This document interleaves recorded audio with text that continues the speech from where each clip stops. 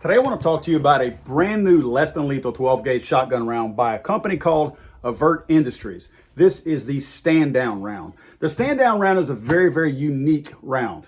It achieves its less than lethal properties by an elastomeric polymer soft and malleable core that is a combination of polymer and let's just call it a rare lead-like substance that comes in here. Now what it is you find yourself with two of these rubbery like pellets, if you will. These are the same size roughly that you would find in a paintball gun. In fact, they kind of feel like a paintball gun, very rubbery.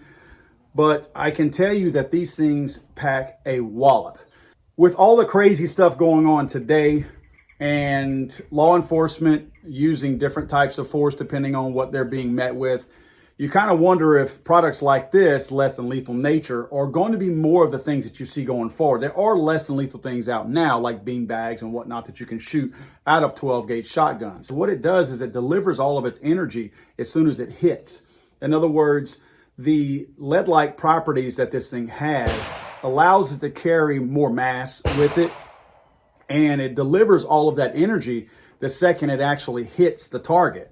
I'm just as curious as you are as to the effectiveness. They claim to have really long range effectiveness, obviously short range effectiveness too.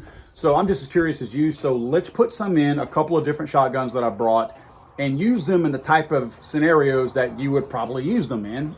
Now, because I'm not law enforcement, I try not to approach things from a law enforcement standpoint. I try to approach them from a practicality standpoint, the way the average everyday blue collar working gun owner is going to utilize them. In this case, I'm going to start out with the little shorty shotguns. This is the type of shotgun that you may have with you in your vehicle when you're traveling for, I guess, ease of maneuverability within a vehicle, getting in and out of a vehicle, in the event you needed to protect yourself or your family. So that's why I'm using this. No particular reason why. This is actually one that was dressed up with some Black Aces tactical pieces and accessories on it.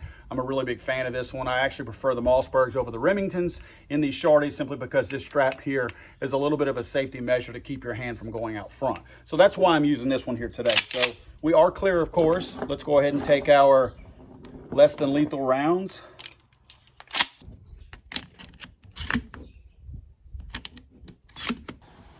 Okay, in spite of the fact that I'm driving already a 3,000-pound weapon, sometimes people just don't get the hint and they feel emboldened to attack you in your vehicle anyway.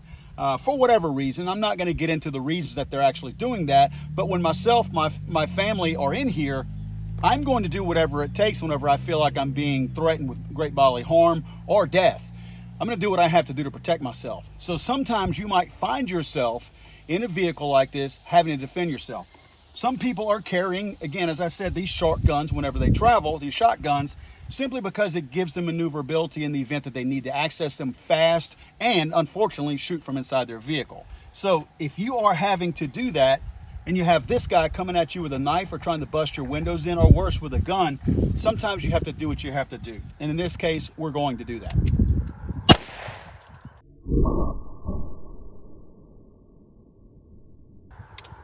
Let's take a look at what it did. This is what you basically get. As you can see from a non-penetrating standpoint, that's actually a piece of the polymer. You see how it stuck to his eye right there?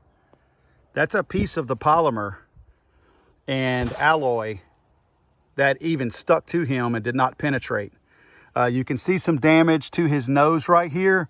Actually, remember guys, I have shot this target. This is actually an old wound where I shot this guy. This one right here, I believe, is where a little bit of that stuff bounced off of him. But again, that's an old tear, I guess you could say. So it looks like the two discs might have hit here, right there, and right here. For sure right here, because that's what this is right here. All right, guys, you know I like real world type scenarios. This guy's at 5 yards now. Now I have my Remington 870. I've got 2 rounds in here. And I want to see if this thing is going to lose anything at a little bit farther distance. Again, we were point blank. We were a couple of feet away from the guy a second ago. We're at 5 yards now. Let's see what we got. Now I'm going to shoot him kind of in his, let's call it his boy parts, just so that we can see where any of this might fall.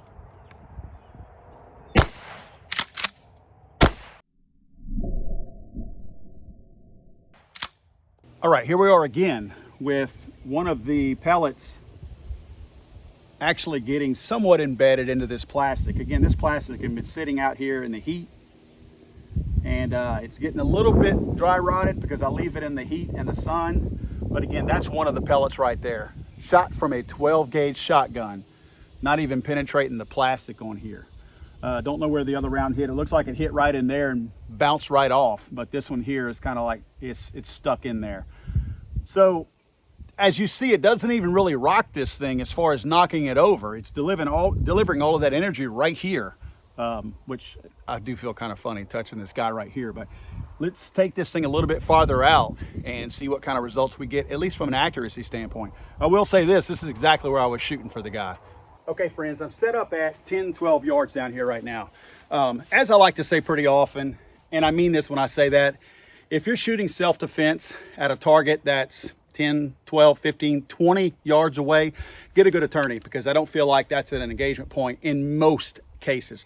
Not saying any, not saying there will never be a threat at that level. I'm just saying that to teach yourself to shoot self-defense at 30 yards out just seems kind of like a waste of time to me, and a practice for something that you probably will never use and probably should never use. But I'm at 10 or 12 yards right now, so let's see what these rounds do here. Notice very little, if any, recoil. All right, guys, pretty interesting. This top shot right here is one that I had shot earlier, so ignore that one. This was my first shot, and this was my second shot. Now, the thing that I found kind of interesting, accuracy standpoint, it's fine. I mean, I'm shooting with a Trichicon red dot on here. I have not gotten this thing dialed in completely, so if there's any kind of issues with accuracy, it's more likely going to be on me. But the thing that I found interesting is there's little plastic discs in the round that separate the two slugs, the two discs inside, if you will, the two rubber discs. That's where one of the discs hit right there, and that's where another one of the discs hit right there.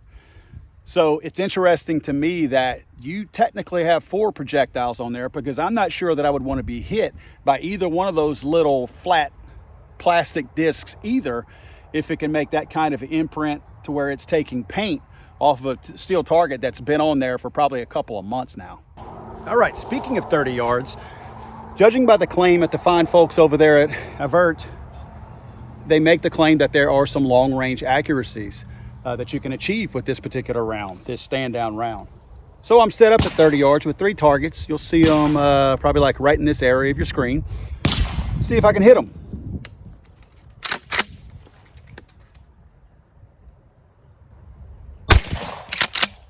Shot high.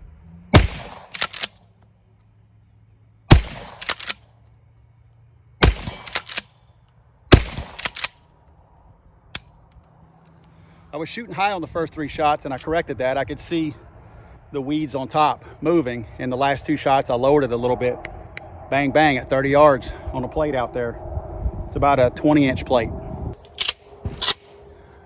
Guys, got to tell you, for a less than lethal round, I feel like the Avert Industries round was a very effective round in terms of accuracy. In many cases, you've got different types of projectiles that are made into these less than lethal rounds.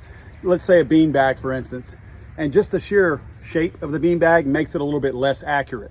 So you're dealing with something that's going through the air, get the friction of the air, everything else coming into play, and you may have them fly off to the right, to the left, low, high, and all that. I found that this thing shoots very, very accurate, at least through a long shotgun. I did not shoot the shorty at any kind of real distance. I may do that later, but I wouldn't be doing that anyway. Again, I think if I'm going to go for any kind of real distance, it'd be something like this. You know, you could use this particular round in your yard.